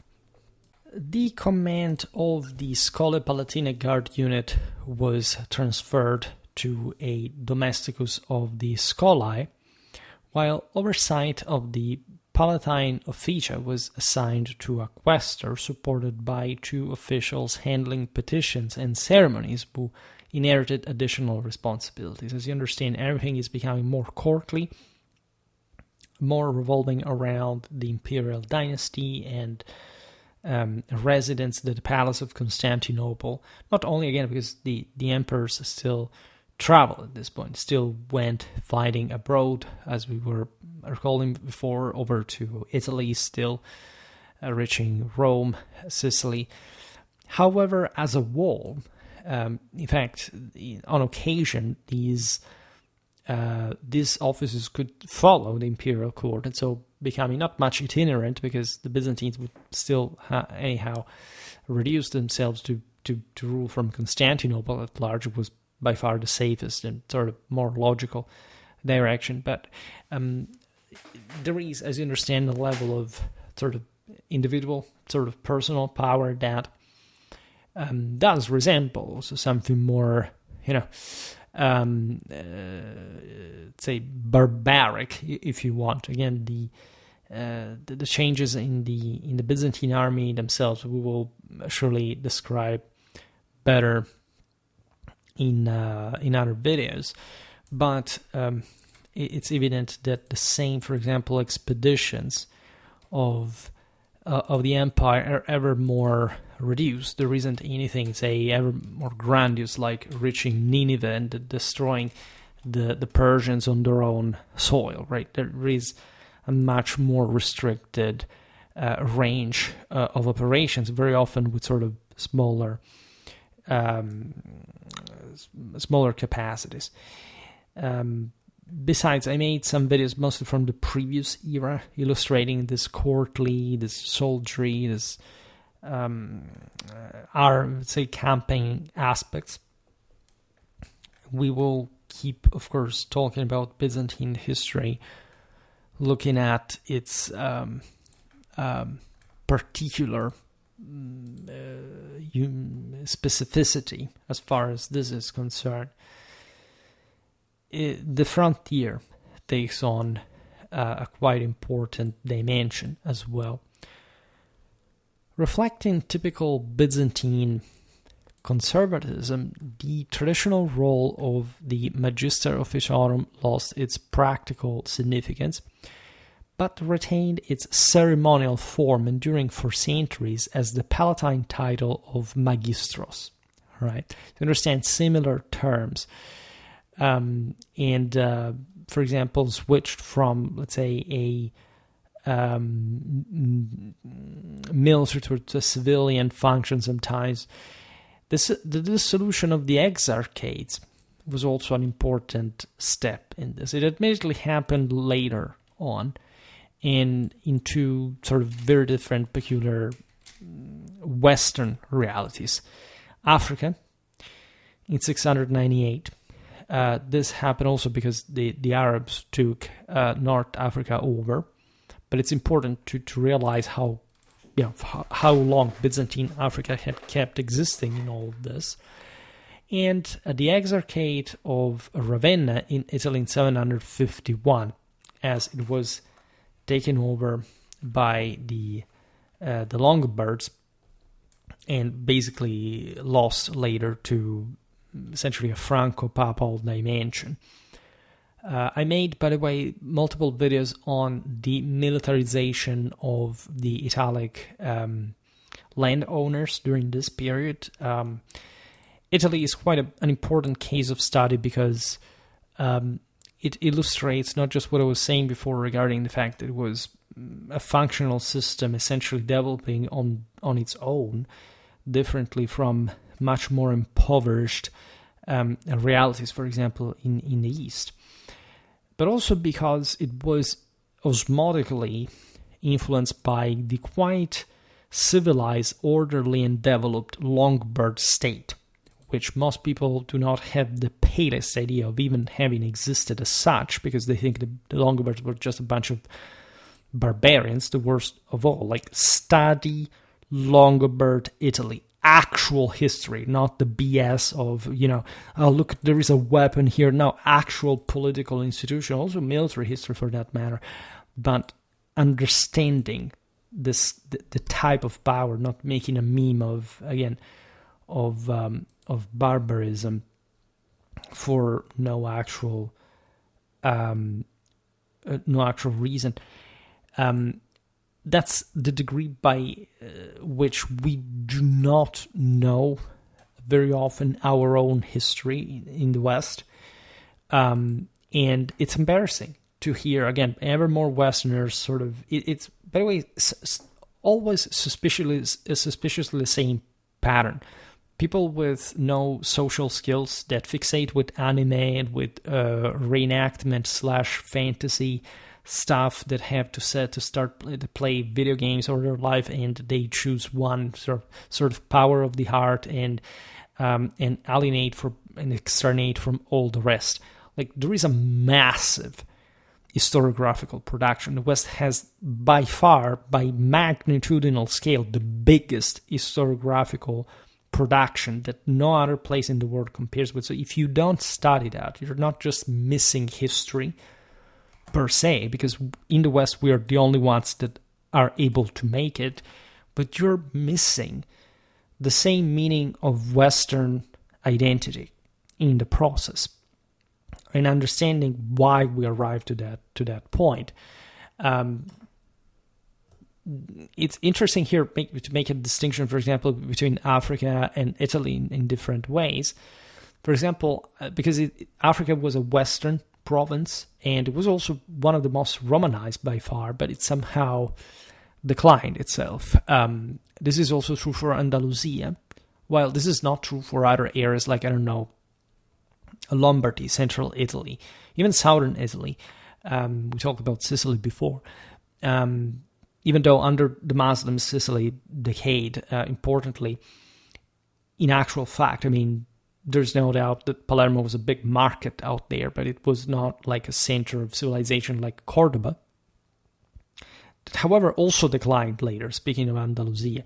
The Ebro Valley, for example, was much more sort of promising in historical terms. It would become Catalonia. I also made a video, if I'm not wrong, comparing Lombardy and Catalonia, but I think it's from about the 10th century, but we're not particularly far away from this. So it's definitely remarkable that exarchates remained up to the time of Pepin of Herstal, of Charles Martel, the rise of the Carolingians. Right. Naturally, the exarchates had been established in the West mostly because of this decentralized policy that, however, also mirrored some advanced conditions within the same West. There weren't exarchates of Syria or Anatolia or whatever, right? This is important because it shows that, yes, these peoples in the West had been more on board with the idea of a great universal empire, which made a lot of sense, and that the Byzantines could hope, even in decentralization, to have a functional, more powerful and concentrated government from, as we've seen, Carthage or Ravenna. However, these still particularly advanced areas, and in particular Italy, fit more like a Latin Germanic system that, in fact, turned out to be advanced. They were not lost to barbarism. In 751, Italy, the Lombard kingdom, was blossoming, right? Also in strictly civil, juridical, economical, sort of agricultural terms, artistical terms. So indeed, here you have the fall, perhaps the only case of the fall of a Byzantine polity in this period, at least, or polity. This administrative repartition, this provincial government. But in parallel to a blossoming of that land under somebody else's, or actually the locals, because at the end of the day, these were Italians, as were the Longobards next to them. In fact, they were quite similar. There are all studies that show how similar Byzantine and Lombard Italy actually were, especially down the line. And not for the worse, in fact, but for the better. Right? This, I would say, speaks volumes about the actual condition of the West at this point. The empire was still losing pieces, was engulfing itself with such nonsense like the iconoclasm. The West had been uniformly become very Catholic, they were incredibly orthodox, doctrinally speaking, compared to the Byzantines. And so there is really a primal model of Western righteousness, even in the broader picture, that is all one in these years, by the way, with the papacy. In a few years, as you know, the Carolingians will be officially invested as kings of the Franks by Rome. Again, Central Europe is being evangelized by Papal and Frankish direction. The Anglo-Saxon kingdoms are also quite advanced at this point. They are compacting. And so, while the Visigothic kingdom that had also tried to imitate a bit Constantinople, but was also plagued by an important internal, if not decentralization, probably monarchic weakness historically, was wiped out, as you know, by the Arabs. So there is a triumph, in a sense, of Western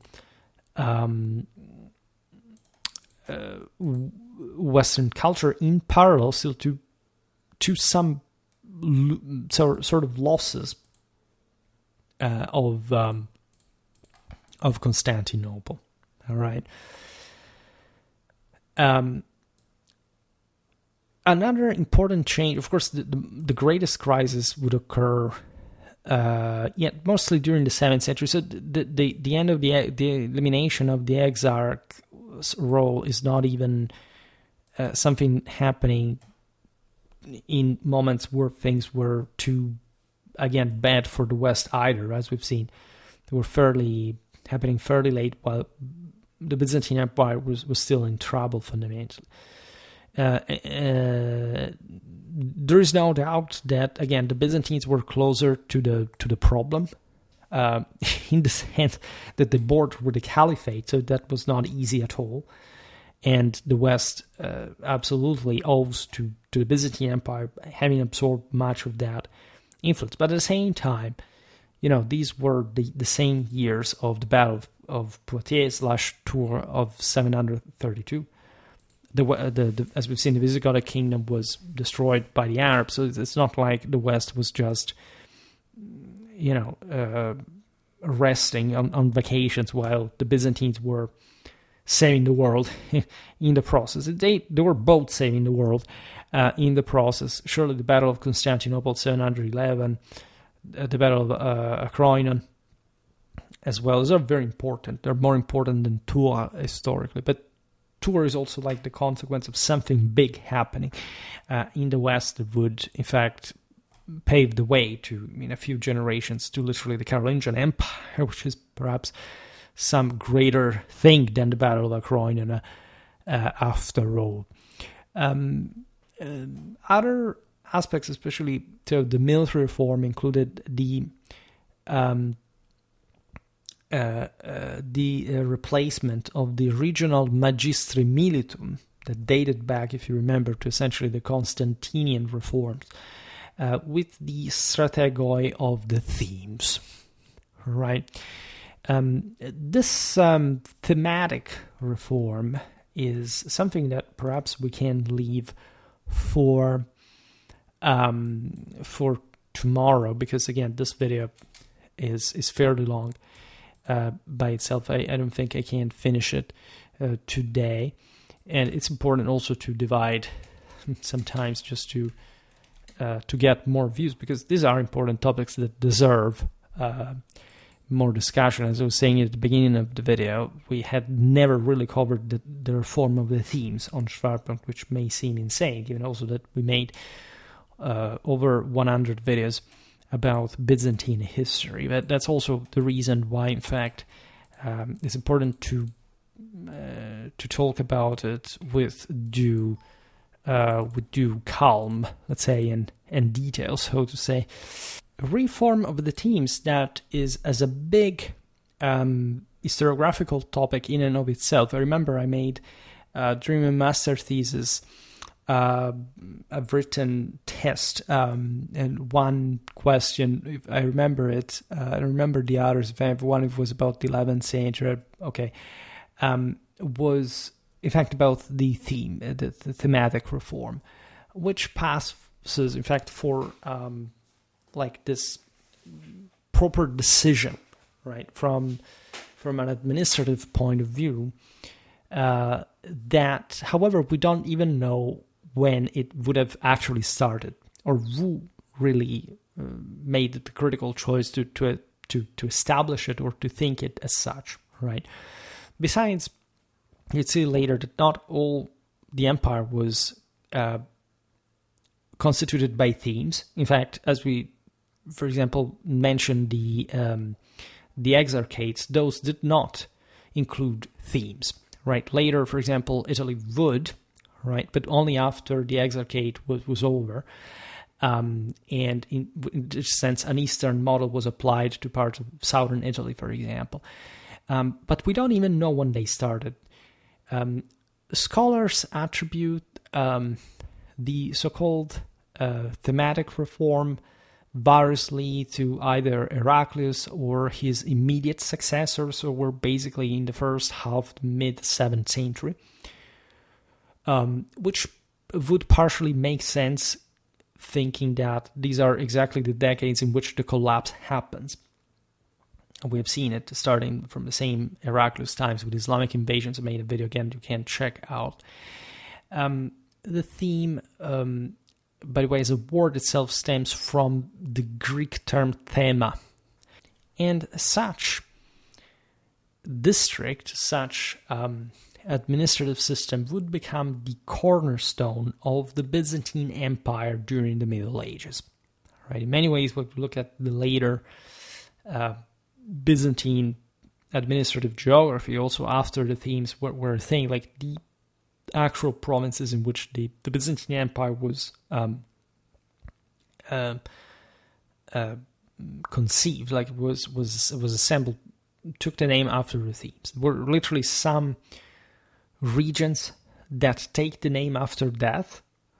For example, the theme of Calabria would give the name to Calabria, that up to that point was called Brutium, even though it was basically just the southernmost tip of Apulia would be the modern Salento province, that was that had hosted, in fact, this theme of Calabria at some point was repositioned by the Byzantines into Bruttium, and so the term Calabria, it was the name of the theme, gave the name to the new region, historically. And that's how important conceptually for the Byzantines these provincial districts really were. Why? Because essentially the hinge of military control of these territories pass through such thematic command and administration at the same time, because the same administrative system was simplifying, as we've seen before. It wasn't much just a matter of a crisis. It was just literally, why should we keep maintaining, like in late antiquity, a civilian in a military, let's say the two distinguished military and civilian apparatuses, as they cost, like all in their own regard, right? We've seen this in similar ways in the next days when we talked about the Romano-Germanic kingdoms, and we've seen what does it mean for the Roman state, narrowly meant to have basically evaporated, to have and you realize that there's a great deal of Romano-Germanic blend, as much as there is of civilian and military administration in the early medieval West. So something was happening in the Byzantine East a bit in the same way. And that's why, again, especially frontier provinces between the West and the Byzantine Empire also resembled each other very much from a military and social point of view. You can find multiple references to this in the top 6 comments down below. The thematic reform fundamentally altered provincial governance and military organization, delivering benefits through both administrative streamlining already applied in central governance and the simultaneous strengthening of the empire's defensive capabilities. In many ways, central government was greenlighting the provincial administrators to install to develop further, like some military garrisons under some politically discretional power, based on the major threats that were occurring all around. In a great situation of instability, you confer these governors an important military capacity, at least a capacity to militarize the local peasantry. It establishes some real military colonies. It works in many ways also in parallel with or alongside some provincial identities reinforced by, some religious community, like the protection of specific monasteries. This would be countered, for example, in an anti-autonomistic sense by the same iconoclastic reform. So the themes emerged as new administrative provinces, probably rooted initially in the stationing of large military units in the same way. It's not really clear how it happened. Again, it didn't happen from a day to another. That's why it's believed that, as we've seen also in the videos about the various about the Byzantine army organization at this point, there were some regiments scattered across provinces that at some point were sort of difficult to be maintained, so they split further at the local level, and from these smaller entities, fundamentally some thematic power seemingly emerged. Naturally, there were some themes were bigger more powerful, richer than others. So it really depends. Some themes, in fact, would historically come also to expand their power further, as, for example, the emperor could, rely more or less on their military capacity. They were important, as we said before, because they, in a sense, continued the tradition of military colonialism, or colonism, if you prefer, as far as the idea that the empire should not be some sort of merely privatistic system, but it had to rely on some general levy, and so some sense of belonging, of nationhood, if anything, for defending the local communities. That was, however, also loyal to the empire, right? And naturally, at this point, we will see it better in other videos. The Byzantine military was also going through some process of aristocratization and professionalization. I made a video about the Byzantine bucellarius, not just from a military, but of an anthropological point of view, and we've seen how by the time of Mauricius or Heraclius, these men were already some sort of knightly figures that distinguished themselves as a professional corps from the majority of the people. This is exactly what happened. We were discussing it just the other day in the video about the Romano-Germanic systems. To that process of proto-feudalization that started occurring since the mid-6th century, which is interesting because it shows, what happens from a military point of view. Cavalry becomes more important than infantry. Up to that point, infantry had been sort of the core of... already there are some, for example, you look at Belisarius' armies, cavalry was already very important, so something had already started in a way, but that's the moment in which the system is set, all right? And it's interesting as well because it's set evidently in an age in which the collapse is not there yet. It's about to happen because this kind of military already exists by the early 7th century in many ways.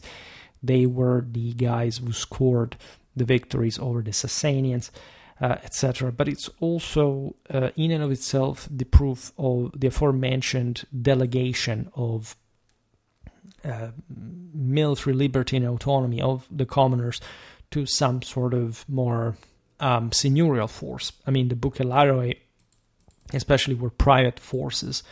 The Byzantine army still had some properly statal forces, like manpower and so troops that were naturally also in the case of the bucellari in part armed by these big magnates that are very often the same, and as paradoxically the very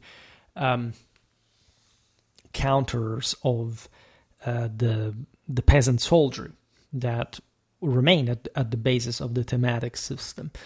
So it's fascinating because it's a sort of feudalization of the Byzantine Empire, even though, as you know, the empire would never go under a process of sort of full feudalization, or at least what you witness in the West. The still has, for example, communal forces are still within the feudal system, but they are not necessarily just the knight, whatever. They have strong infantries, etc. But the pronoia is something softer, a bit like the ikta in the Islamic system, than Western feudalism. Also something apparently more dysfunctional, as we've seen in other videos, because of that statal legacy of the empire. But if you look, just for saying how similar the systems were, the early, let's say, early medieval Byzantine army already, before the crack of the 7th century, had developed this handful of elite cavalrymen next to a levy militia, right, mostly of infantrymen. Then things varied as the themes, right? There were regions that were notoriously more exposed to the steppes, so they had, say, more horse archers. There's a great deal of influence from those. I mean, think about, how influential the Avars, even more than the Sasanians, were, for example, in Byzantine military technologies, in tents, in archery. This is very evident in the Strategicon, right? We also discussed that. We will make more videos on it. However, the core of the system was still this more provincialized thematic force based on what was essentially regular, especially for sanitary forces, like a core of tendentially elite horsemen and some sort of levy militia organized on a part-time sort of rota system, right? And it was pretty much just like what you see in the West, if you think about it. In fact, there isn't even this enormous abyss, as I was saying before, like the social, cultural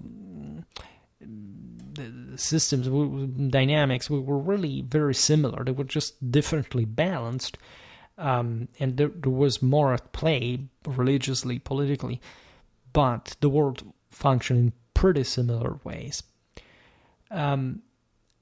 The thematic reform abandoned the late antique practice of separating civil and military powers, favoring a militarized territorial structure necessitated by ongoing military crises. Some of these were also relatively low intensity, so to say. For example, in Byzantine Italy, that is also somehow better documented. We know that, that there were these constant raids, right, in the Umbrian corridor between Ravenna and Rome, with all those Apenninic fortifications. We know that the Longobards, the Byzantines controlled this or that stronghold. There were attacks, raids, infiltration.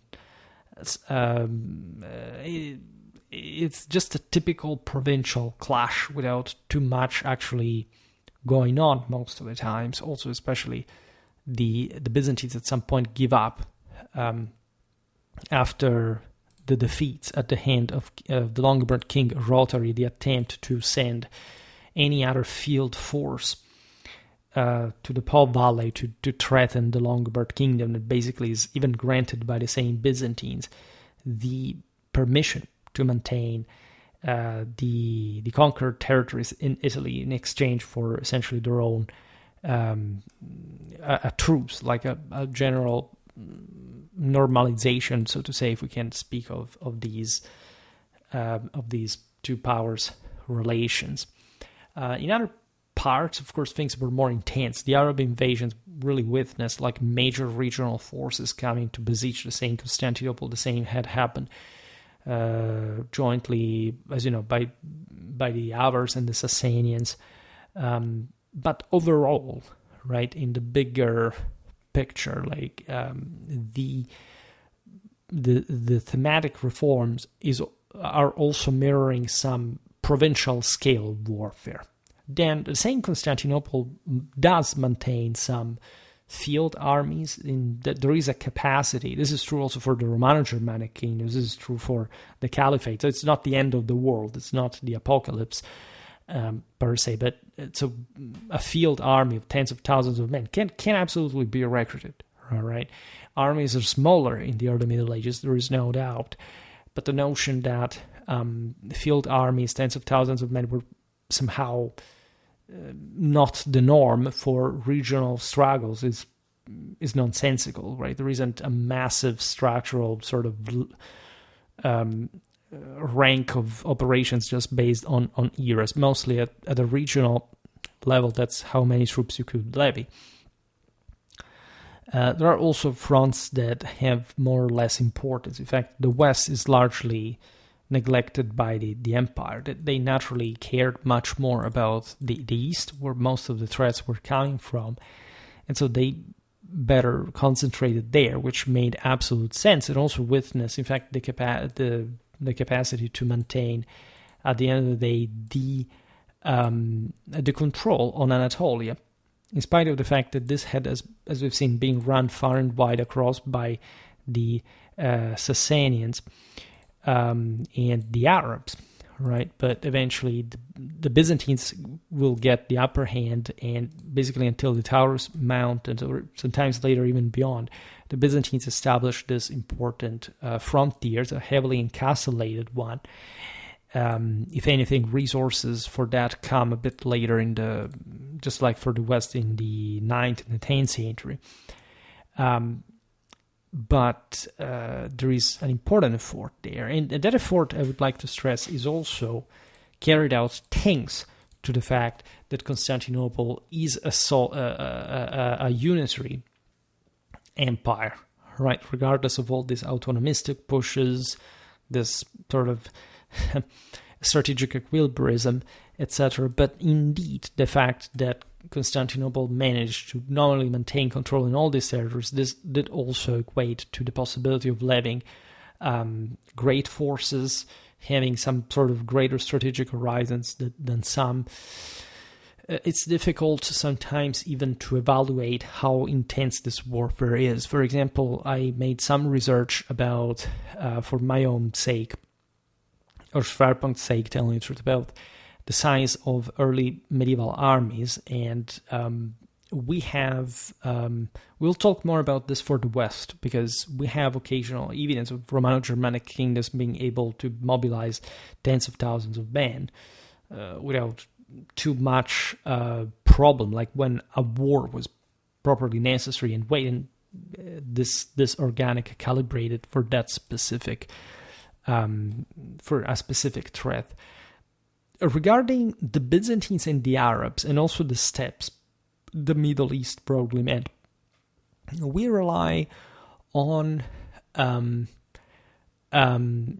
much more, can say fantasy accounts, but the numbers are dramatically inflated, and you realize that aside from whichever author reports them, mostly from narrative sources, which are reliable in a sense, but they are influenced by different ideas, like not just the banal,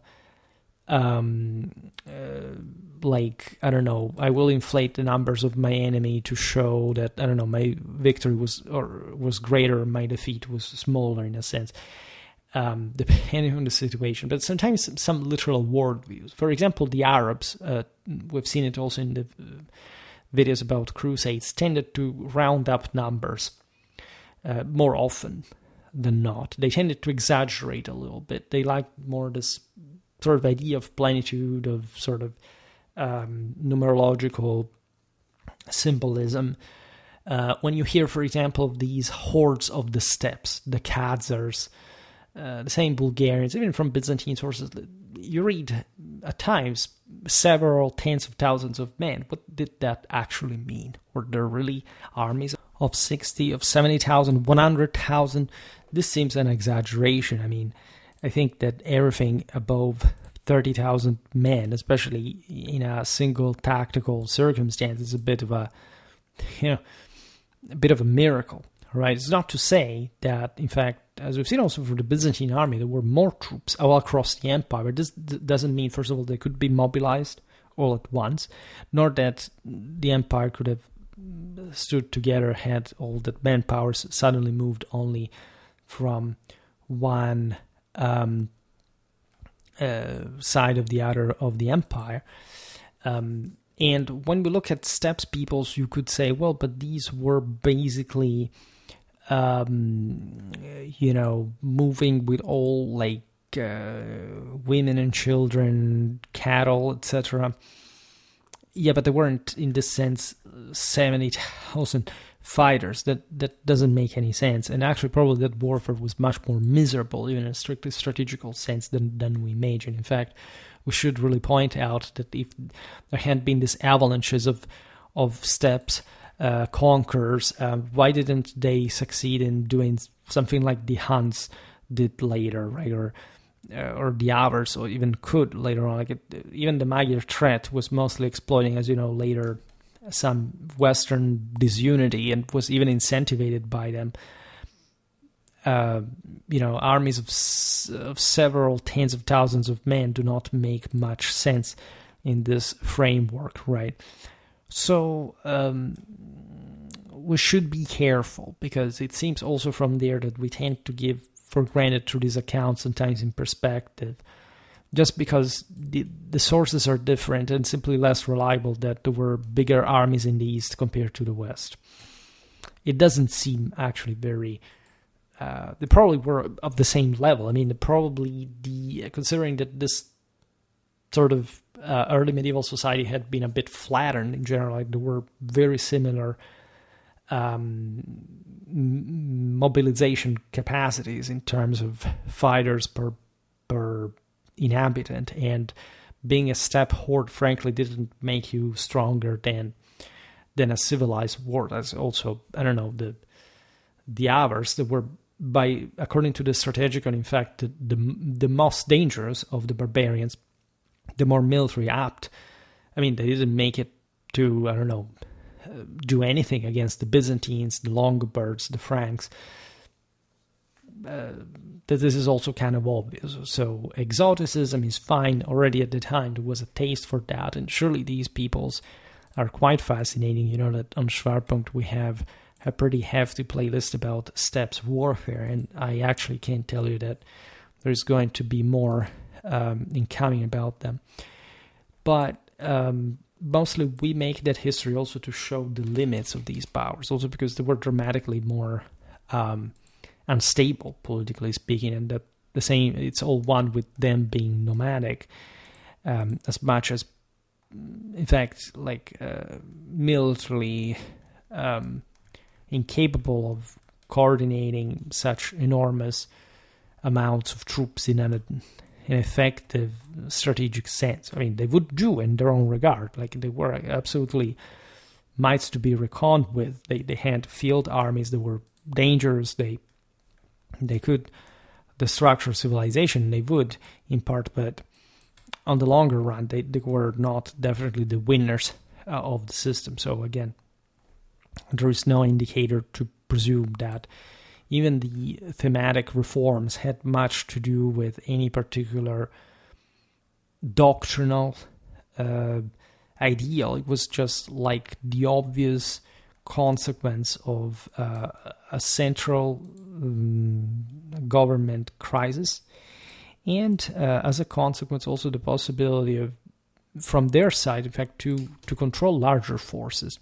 So you can imagine, I don't know, a steppe people in comparison, even less in terms of actual military performance, so to say. So again, we're looking at quite distinct distinct realities that we should also observe better one by one, and to just be real about in broader terms, because it's important to appreciate power, but it's not by exaggerating or also minimizing the capacities of certain power that we actually achieve full full acknowledgement of the same, right?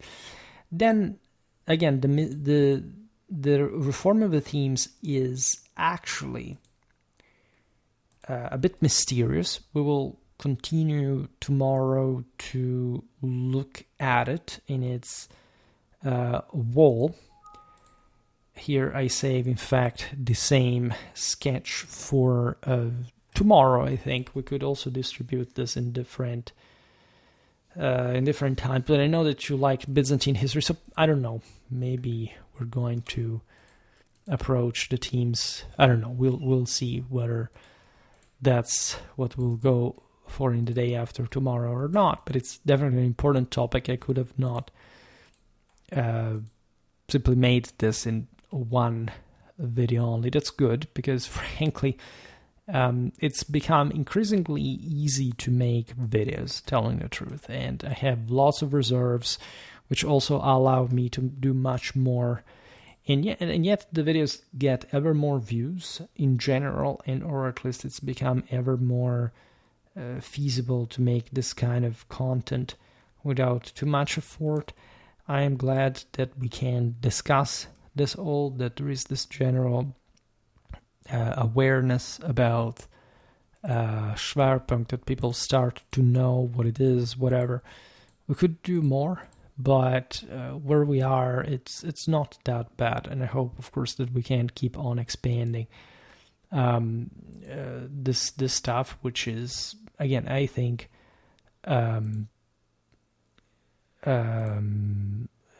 like an interesting topic. I'm looking at, your Nicery for yesterday video about the medieval Islamic and Indo-Indian military parasols and flags.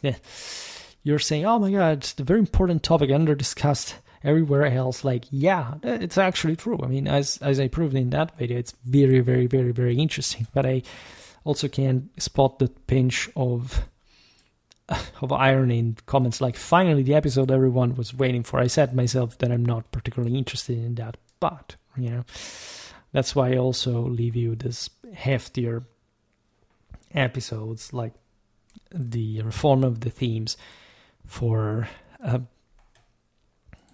more videos. And again, reaching to the 2 hours threshold is in particular ever easier. And people sometimes say, but this is not easy to watch, whatever. Yeah, it doesn't have to be easy to watch. You have to understand what this is, what it's meant, how and why we do it. And we will examine the thematic reform much better and also much more in-depth content. This is just like the sort of the vanilla version, right? Manualistic basis. Then we'll really get into the depths of what this really is. Besides, I'm really glad that we're talking more about the early Middle Ages. Here I see the 7th century. It's not a very watched, not watched, but I don't have too much videos about the 7th century here. This is the 33rd. We need more. We need more, especially about basic Western history, but also about Asia, the Middle East, because, again, it's such an important century. It's underrated. It shows you how much the so-called Dark Ages were not Dark Ages at all, in many ways. For today, however, I stop it here. I just hope that you enjoyed this video. If you did, please share it. Otherwise, leave a like or subscribe to my channel if you're interested in my upcoming content. As always, I thank you heartily for listening to me. I wish you a nice time and see you next time. Bye.